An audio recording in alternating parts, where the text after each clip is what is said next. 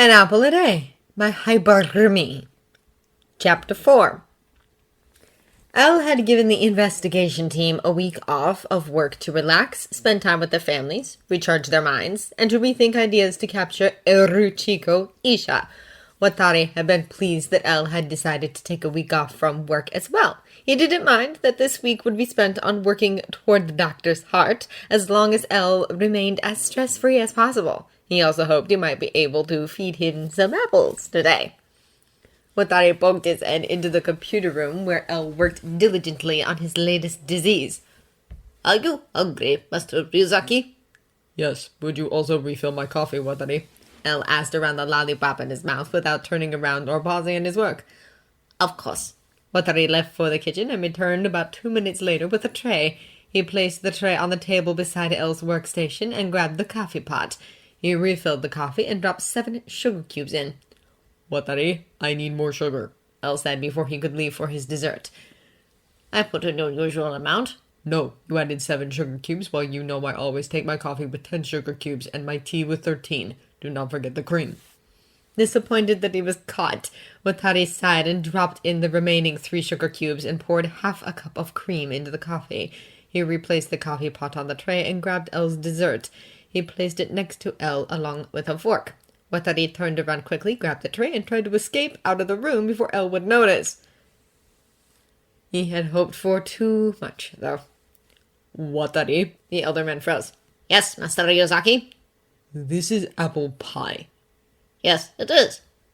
It contains apples. Yes, it does. You know I am not eating anything with apples for the time being. Your health isn't getting any better with you having a restraint on apples, Elle. I am aware of that, Watari, but making Raito Yagami mine is just a small price I will have to pay for now. Will you consider anything other than apples at least? Elle thought about it for a moment. Yes, I will have some chocolate-covered strawberries. Watari sighed. It was progress. A small one, but indeed progress.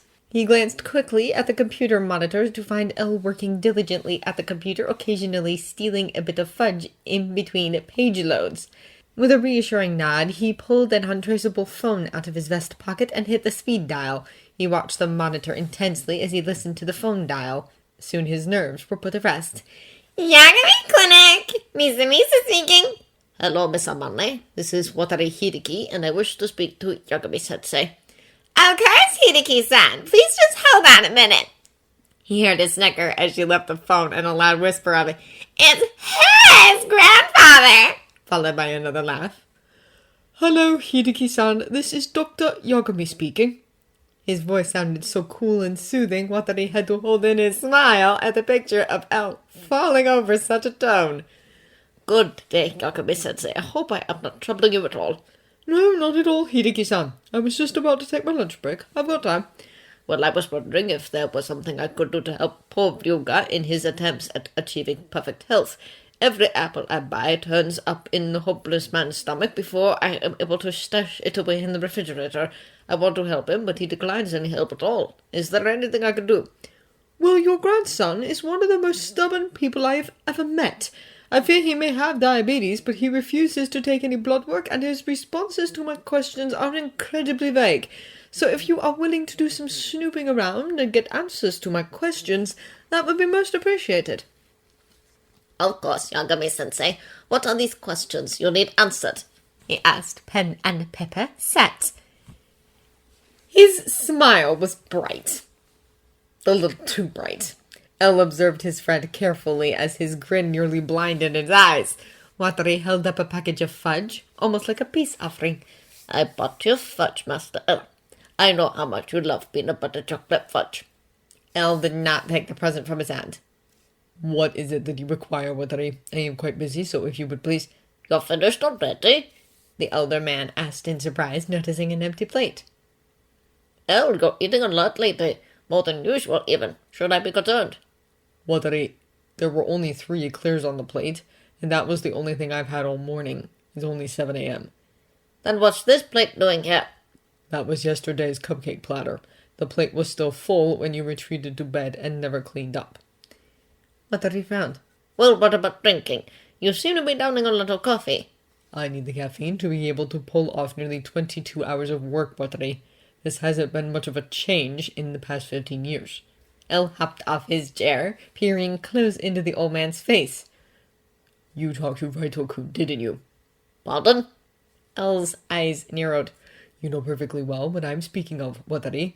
You called Raito Yagami and he told you to watch for symptoms of diabetes because he knows I am not doing them on my own. That is not the case, Master L. I searched online for possible symptoms of diabetes because I know you are not doing them on your own.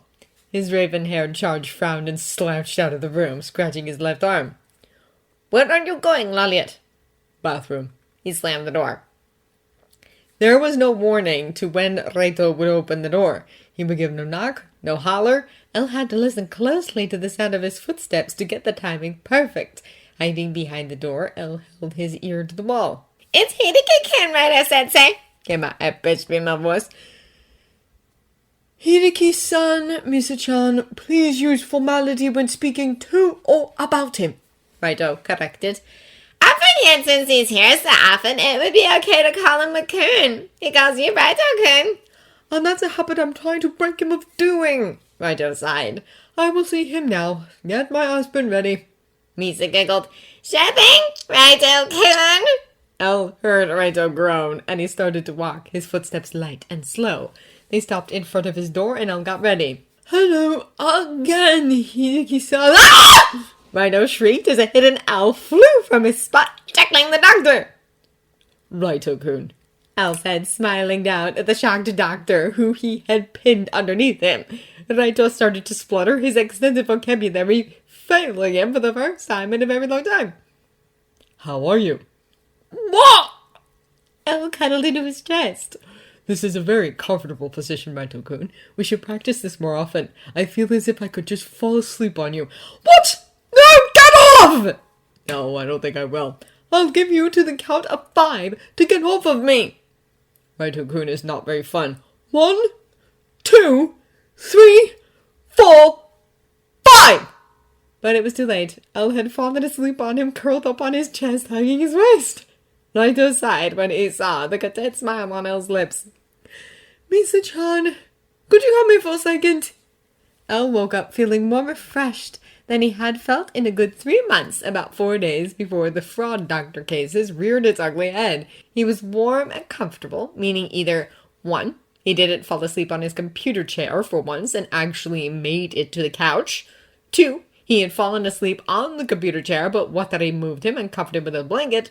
Or 3, El was in heaven. Those were all unlikely since he remembered arriving at the doctor's before he fell asleep. Well, if that's true, maybe he was in heaven because El would have put it past Raito to kill him before he could put his hands on him again. There was also the chance Raito wasn't as mean as its demeanor described him as. Maybe he tossed El in one of the extra rooms and left him with a blanket until El was awake and ready for his appointment. El yawned and slowly opened his eyes. The sun bothered his pupils, and he closed them tightly, groaning. At least he knew he didn't sleep for more than 9 hours. He briefly wondered where Raito was, but he didn't want to open his eyes again to find out. Instead, El figured 5 more minutes of relaxation would do his body and mind wonders. He squirmed around on his comfortable bed and nuzzled his head onto his pillow. Don't go back to sleep. I know you're awake. El's eyes popped open, but he immediately closed them again with another groan of pain. Raito-kun? Yes? Hmm. How long was I out? 2 hours. The time really didn't click in El's head, and he yawned again, nestling his cheek into the pillow. He felt fingers play with his hair, and El purred. Don't fall back asleep. Who knows how long you will be out this time? El obeyed and very slowly opened his eyes to regulate to the light. When his eyes were adjusted, he glanced around the room, still lying down. He couldn't find Raito, but he could hear him breathing and feel his fingers in his hair. Where are you, Raito-kun? Here! El's eyes widened when he felt his bed move. His head snapped up, and he was face to face with Raito. He blinked. Raito stared. Oh, good morning. Would you like to get up now? Raito asked, unthreading his fingers from El's hair. El internally frowned at the movement, but his facial expression didn't change. No, not particularly. Raito-kun is quite the comfortable bed, much more so than my own at home. The time suddenly clicked in Il's head. Did Raito-kun really hold me for 2 hours as I slept? Raito flushed softly and glanced away.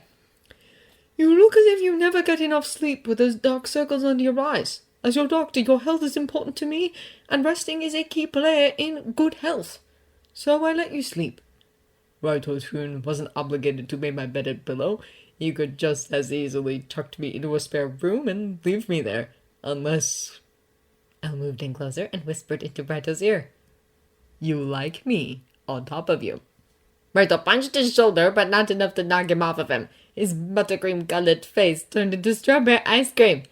Keep dreaming, Hideki-san! My nurses and I tried to pry you off of me, but you had a dead look around my waist. They handed me a blanket as I carried you into the resting room. Elle smiled at him and lowered his head into the crook of his neck.